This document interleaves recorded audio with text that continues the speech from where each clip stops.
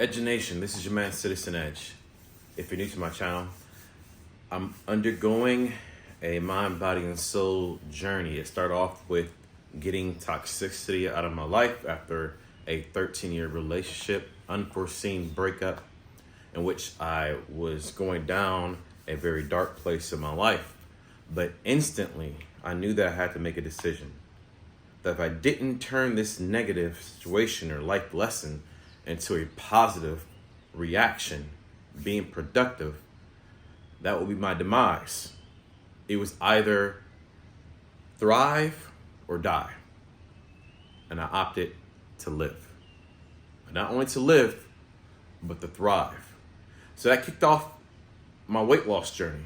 I had to attack my inner demons, my flaws, which started with first a spiritual revitalization, but also changing my intake, what I put into my body, which was poisoning me. So once I got that toxicity in my life from a concrete perspective, I had to make the mental adjustment to never turn back to that lifestyle again.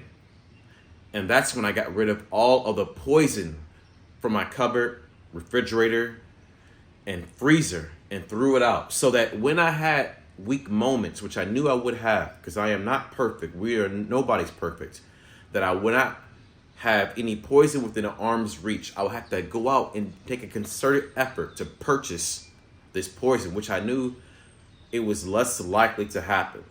So I set the stage for the environment in which I could no longer poison myself as easily, but also I created an environment in which it was ultimate peace and tranquility, even if it was fabricated from the onset. After getting that toxic menu out of my life, I worked toward building up my person. I started working out, which led me to almost approaching 100 days.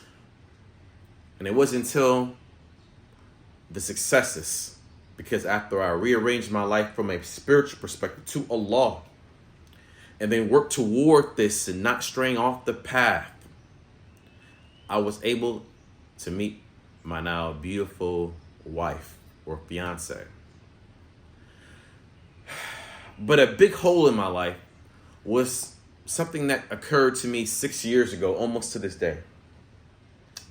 That's the loss of my dear father, my protector, my hero, my rock.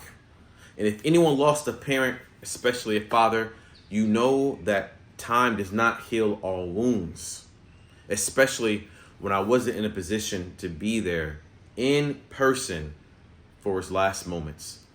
But alhamdulillah, I'm in a position now that I'm able to see my father and say some things on the soil in which he called home, Africa, Morocco, that it wasn't until I landed here that I understood his pure joy and love he had for this soil.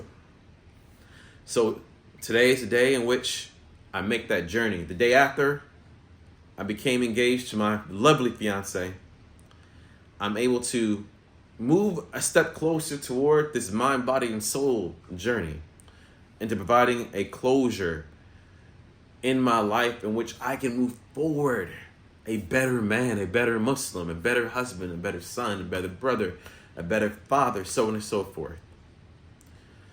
So I'm going to take you along this journey as I make the travel from El Jadida to Rabat to see his community, my father's community, in which he lived and provided for and looked after for. He was revered as so much of a role model, right? And I'm gonna visit his gravesite. But more important, this is a beautiful moment. I'm very blessed by Allah to be here, to be in this position. And it's gonna be rough, but I'm gonna stay strong. So appreciate everybody's support. Tune into the great news I'm gonna have. This is a very emotional trip for me. High moments, you know, and moments like this in which I have to face something that has been long since delayed. But alhamdulillah, this is the right moment, it's the right time.